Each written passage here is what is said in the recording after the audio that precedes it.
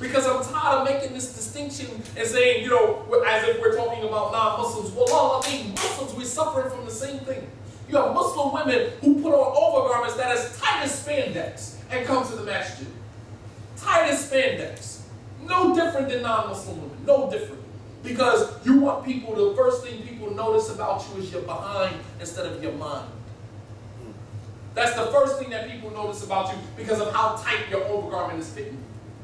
As opposed to the mountains that you can move with your intellect. But if you like it, I love it. That's your life. If that's what you want to be known for, how big your behind is, as opposed to how big your mind is, that's your life. If you like it, I love it. Your life. But knowledge, brothers and sisters, is how we solve this problem. Allah subhanahu wa ta'ala, the main quality that Allah distinguished Adam with from the rest of creation was through knowledge. Allah subhanahu wa ta'ala says in the Quran, وَعَلَّمَ آدَمَ الْأَسْمَاءَ كُلَّهَا ثُمَّ عَرْضَهُمْ عَلَى الْمَلَائِكَةِ فَقَالَ أَنْبِئُونِي بِأَسْمَاءِ هَؤُلَاءِ إِن كُنتُمْ صَادِقِينَ. And Allah taught Adam the names of everything. Taught him. Allah taught Adam. Adam's knowledge came directly from Allah subhanahu wa ta'ala. Allah taught Adam the names of everything. Then Allah told Adam to go over to the angels and ask the angels, do they have the same amount of knowledge? The angels had no knowledge of anything. And so Allah subhanahu wa ta'ala distinguished Adam from the jinn as well as from the angels and every other form of creation through knowledge. قال ابن القيم رحمه الله تعالى افتتح خلق هذا العالم بالقلم. أن الله سبحانه وتعالى افتتح خلق هذا العالم بالقلم. من أحسن المناسبة أن يختتمه بخلق الإنسان فإن القلم أعلى والإنسان هو عالم. ولهذا أظهر سبحانه وتعالى فضل آدم على الملائكة بالعلم الذي خص به دونه. Ibn al-Qayyim rahimahullah ta'ala, listen to this very closely. He said that Allah started off the creation, the first thing Allah created was what? The pen. The qalam. The first thing Allah subhanahu wa ta'ala created was the pen. As is mentioned in the authentic hadith. He said that Allah began the creation of everything starting with the pen. He said, so it was only appropriate that the last thing that he created was the recipient of the pen. Who's the recipient of the pen? The human being. Couldn't have been the animals, couldn't have been the angel, couldn't have been the jinn, couldn't have been the animals. Who was the recipient of the pen? Adam alayhi salam, the human being. Going back to what the sister said earlier. That the first thing that Allah created was the pen. And so it was only appropriate that the last thing he created was the recipient, the beneficiary of Allah subhanahu wa ta'ala. So it was out of respect for ilm, out of respect for knowledge. So you are as a man because of your brain, because you think. Because you use your mind, use your brain. Don't let modern technology steal that from you, because that's exactly what it does. Smartphone, smart water, smart TV, smart this, smart that. Everything's smart but you. Many of us can't even remember our own home phone number. We got to look into our cell phone to find out what our home phone number is, because now the phone does everything for you. Everything for you. So do you see where they're going with this? They're trying to steal your ability to critically analyze and to think. You don't have to think anymore. All you got to do is talk into your phone. Call my mother. And he calls her. You don't have to text anymore. You can just say, hey honey, I love you. Send that to such and such. And it sends. It does everything for you. You don't have to do anything. You don't have, and we think that modern technology, we're moving forward, we're advancing, but the more that we're advancing at the expense of what? We are progressing in terms of technology and regressing in terms of common sense. Subhanallah. Well, I'm passionate about this because Allah subhanahu wa ta'ala has allowed me to see some things that maybe some other people don't see. And as the Prophet sallallahu alaihi wasallam said that if you knew what I knew, you would laugh less and you would cry more. Because that's what knowledge does to you. When you have knowledge about certain things, you can't enjoy the world ignorantly like other people can. You can barely sleep knowing some of the things that you know because you see things unfolded right in front of you. You see it unfolding right in front of you. You see Muslims falling into things that you're saying to yourself, subhanAllah. You see it going into a particular direction and there's nothing that you can do about it. I can talk to I'm blue in the face. But if Allah subhanahu wa ta'ala has not lifted that veil for you to understand and you to process, because this is what smartphones, smart TVs, smartphones, this is what that stuff is trained to do. So when you sit in lectures like this and you hear people speaking truth to you, it goes in one ear out the other. Yeah. Don't focus on the internet, how it's washing the brains of the people, orienting them, directing them. So now people, they believe the internet more than the books, Absolutely. more than people, More than their parents. Parents. Absolutely. And they are, many times they give fake information. And the generation, especially the youth, they believe that. So go to books, go to your friends. Think, use your brain. They are now, they don't use their brain. Absolutely. They got from internet and they believe. Absolutely. They believe everything. They spread very, very false information and sometimes scientific false information. Absolutely. And people, they believe. Absolutely. I think the term is dumbing down. Nowadays. Absolutely. So in ending, Imam Sa'di rahimahullah ta'ala, he said, فإن يوسف عليه السلام بسبب جماله حصلت له تلك المحنة والسجن وبسبب علمه يعني آدم حصل له هذا العز والرفعة والتمكين في الأرض فإن كل خير في الدنيا والآخرة من آثار العلم وموجباته. Beautiful kalam. Wallah al-Azim, if I never said anything else, this would be sufficient. Imam Sa'di rahimahullah ta'ala, he said that Allah subhanahu wa ta'ala, when he gave Yusuf the beauty, and this was I'm talking about beauty has a price. Allah subhanahu wa ta'ala gave Yusuf half of the beauty of Adam. And look at what happened to Yusuf as a result of his handsomeness, his beauty. He was tested and then he was in prison. And all of those things happened to him because of his beauty. But look at what happened to Adam when Allah gave him knowledge. Allah gave him izzah. Allah gave him honor. Allah subhanahu wa ta'ala gave him rif'ah. Allah subhanahu wa ta'ala raised him. Allah subhanahu wa ta'ala gave him tamkeen fil ard, established him firmly in the earth. All of this because of knowledge. He said, so any good that comes to you in this life or in the hereafter is as a result of knowledge. Any good that comes to you in this life or in the hereafter is as a result of knowledge. If you have a good wife, right? You have a good wife. You have a good wife because of knowledge. You made a good choice. Your choice was based upon knowledge, not based upon desire. If you have a good husband, you have a good husband because of knowledge, because you made that choice. Your ikhtiyar was based upon ilm. Your choice was based upon knowledge. If you have a good job, then your good job was by making good choices that was founded on knowledge that you had. If you have good children, then you have good children because it's based upon knowledge that you gave them, knowledge that you had that put you in a situation where you could raise them in a certain way, right or wrong. Every good that you have that comes to you in this life or in the hereafter is as a result of knowledge. And you are a man because of your intellect, because you think. So, in ending here, I have some questions to ask you all, as I normally do, because I want to see how much you retain. So let's go back to Adam, the blueprint. So what are some of the qualities that we mentioned about Adam by which we defined ourselves as men today? Some of the qualities of Adam. Knowledge and I think Let's go back to the beginning. We can go back to the beginning.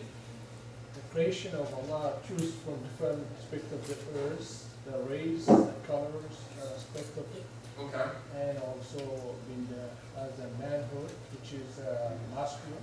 Okay. So Allah subhanahu wa ta'ala created Adam from dirt for two reasons. What was the two reasons we mentioned? Some of you young guys, what was the two reasons that Allah created Adam? Give me one. What's your name, young brother? What's your name? Why? Give me one reason. Because dirt is on the ground. Okay. Putting something dry and fire and So that means that you should do what? To be humble. yeah, Okay. Play it. What's the second reason? To reproduce and leave behind parents. No. Why Allah created Adam from dirt? I said that He created him from dirt for two reasons. One is so that we understand that dirt is the lowliest thing on the earth, which means that we should always be humble. And the second reason was? Because the prophet said that surely we came from earth, we will return to the earth. Allah said, not the rock said. Allah said. It's a verse. Okay? So as a constant reminder of where we came from, where we will return to, and where we will be raised up from. Now, so what else can you tell me about the man? The man was created to be what? A recipient of the pen. Okay. To be the recipient of the pen, so to be intelligent. The man was created to be what? The Khalifa. And we said the Khalifa meant two things, which was what? One is, some of you guys in the back, what does the word Khalifa mean? We said it means two things.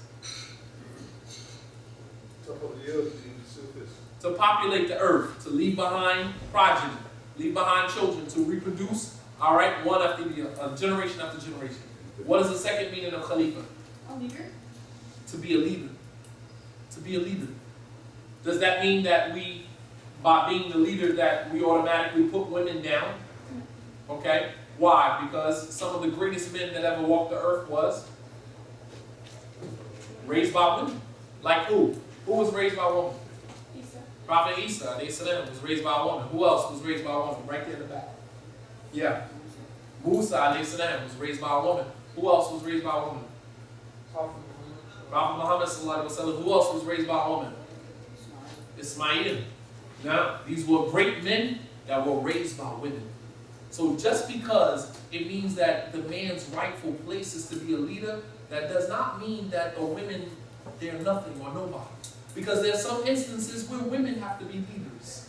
Like in the case of these women who had to raise their children by themselves.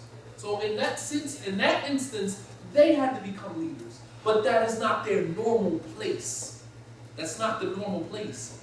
So a woman may be a single mother raising her child. But of course, if she had it her way, she wouldn't be a single mother raising a child by herself. No woman wants that.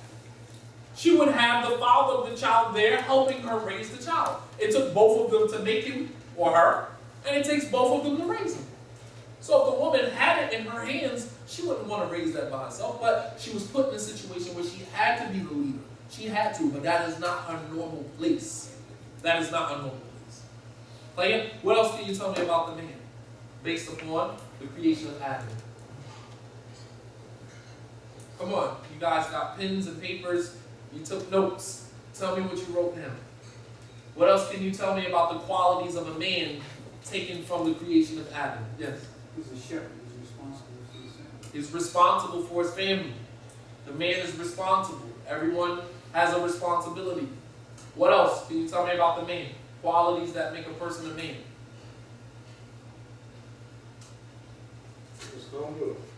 He was humble. Okay, we said that. What else did we mention? The best for the last. Huh? The best for the last. Allah subhanahu wa ta'ala saved the best for last. Like, what about the creation? What about the beauty of Adam? How does that factor in with our lives as young men trying to be handsome and trying to be a pretty boy and trying to, attract that type of attention? What do we say about Adam and Yusuf? He Beauty has a price. You want to be handsome, you want to be beautiful? was tested. Huh? He was tested. Yusuf was tested because of his beauty, and Adam was given honor and respect and was firmly established in the earth because of his knowledge. So that doesn't mean as men that we can't beautify ourselves and keep ourselves up, because when we look at the stature of Adam, he was 90 feet tall and 10.5 feet wide. That's a big structure. And if you look at us today, Muslim men, meek and weaker, meek and weak. No, we should work out. We should, be in shape.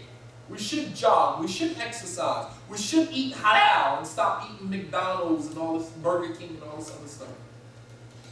Which, to be honest with you, is not even food. It's not even fit for human consumption.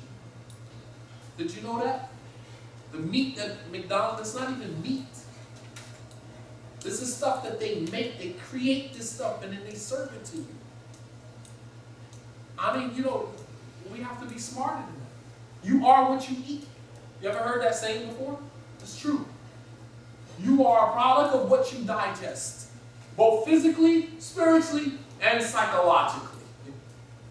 What you digest, it becomes you.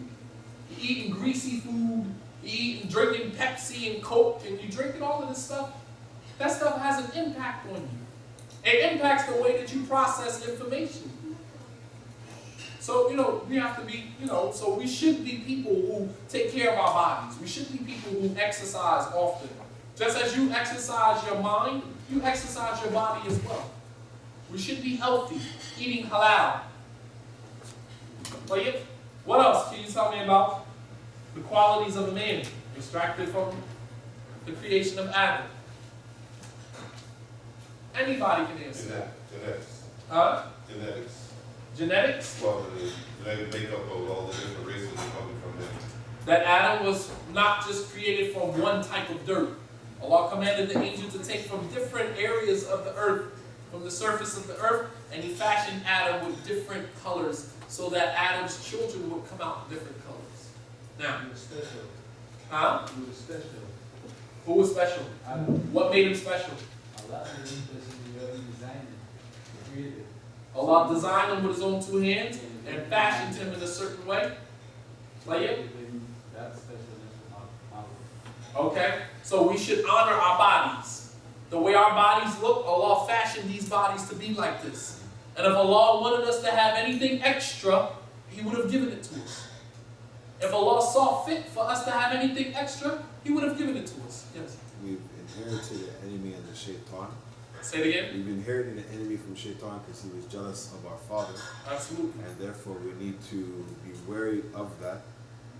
Allah Ta'ala says, وَلَا تَتَّبِعُوا خُطُوَاتِ الشَّيْطَانِ. That we inherited an enemy from our father, Adam. Adam made a promise that if Allah ever gave me authority over you, I would destroy you. Shaitan. If Allah ever gave me authority over you, I would destroy you. So we inherited an enemy, an eternal enemy, because he's never going to stop. Shaitan will never stop. You might give up. You might turn your attention to something else thinking that Shaitan is not messing with you. Shaitan is constantly working. Constantly working. 24/7. Which means that as a Muslim, you should always be on your P's and Q's. Always. Watching for the madakhil of Shaitan. Looking for the certain entry points of Shaitan. Because he comes at you from so many different angles. It's not just one way. He doesn't come at you just one way. He watches you. He knows what you like. He knows that you're arrogant. He knows that you love to be praised. He knows that you love women. He knows that you love money. He knows that you love status. He knows that you like these things. And he comes at you with the things that you like. So just as, we understand we have an enemy that never sleeps, then that means that we should constantly be preparing ourselves to combat that enemy. To combat that enemy. We're making preparations to get good grades. We're making preparations to get a good job. But we're not making preparations to protect ourselves from an eternal enemy that watches us every single move we make. He watches us. He knows our weak points. He knows what we love. And he comes at us with the things that we love. So we inherited an eternal enemy from our father, Adam, which means that we should constantly be aware.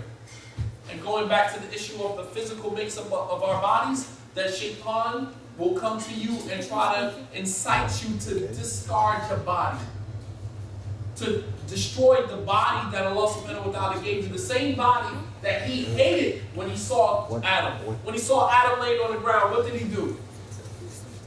What did he do, Juan? He went through his mouth and came out of his angle as a sign of mockery, jealous at the way that Allah fashioned Adam. And now when you see today the tattooing, the piercing, the tummy tucks and the breast implants and the butt implants and all of these other implants, the destruction of the human body, that is from the work of Shaitan. So hopefully, inshallah ta'ala, we can walk away from this with something.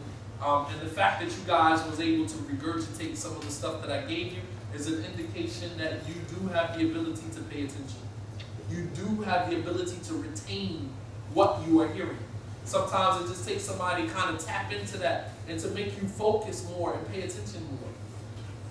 Allah subhanahu wa ta'ala gave you one tongue and 2 ears so that you listen more than you talk. That's hikmah.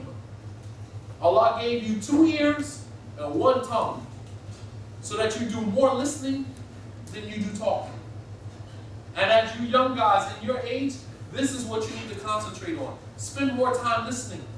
But don't just listen to what a person is saying. Listen to what a person is not saying. Because sometimes what a person is not saying is exactly what he is saying. You understand what I'm saying? You don't understand what I'm saying.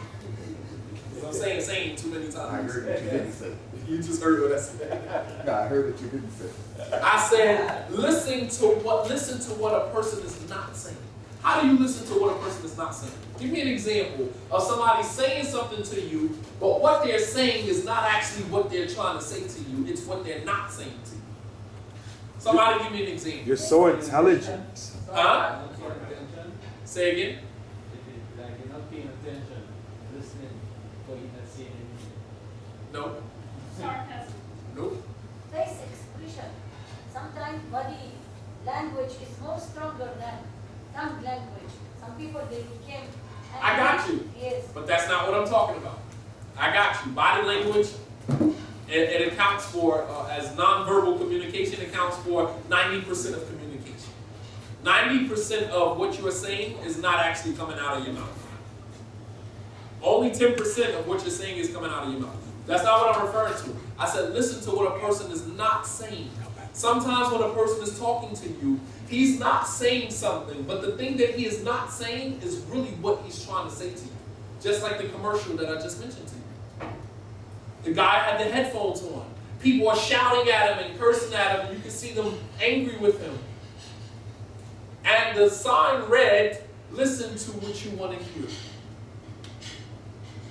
What is the commercial not saying? What is it not saying? Yes. We see what it's saying. It's saying, listen to what you know. What is the commercial selling you that they're not actually saying to you? What are they selling you? They're selling you individualism. They're selling you disregard what people say about you. Do you. Do what you want to do. That is what the commercial is not saying. You understand what I'm saying? So sometimes a person is talking to you and they're not saying something, but what they're not saying is actually what they're saying. You know what I'm saying? You gotta sit down and play with it in your head. It's like we were in the university and one of our teachers blew my mind. He said, لِكُلِّ قَاعِدَةٍ اسْتِثْنَاءٍ إِلَّا هَذِهِ الْقَاعِدَةِ. He said every principle has an exception except this principle. I said, huh? What'd you say? I said, say it again. He said every principle has an exception to the rule except this principle. What principle is he talking about? This is the same one he is talking. Exactly. But the more you try to understand it, the more in a circle you go. It's one of those mind games. You know, you have to really sit down and contemplate. You know, it's beautiful when you have scholars or you have professors that can tap into that ability to make you think, to make you critically analyze what's being said. And that's the way that we should communicate with one another. We should talk to one another in a way where we get each other to think. I'm always telling my children, so what do you think about that? Or what do you think should happen? I want them to think. I want them to critically analyze what they see or what they hear on TV or whatever, wherever they are. What do you think? Because the most important thing is what you think, not what anybody else thinks. And Allah subhanahu wa ta'ala knows best. وصلى على نبينا محمد وعلى آله وصحبه وسلم تسليما كثيرا وسبحانك ربك رب العزة عما يصفون وسلام على المرسلين والحمد لله رب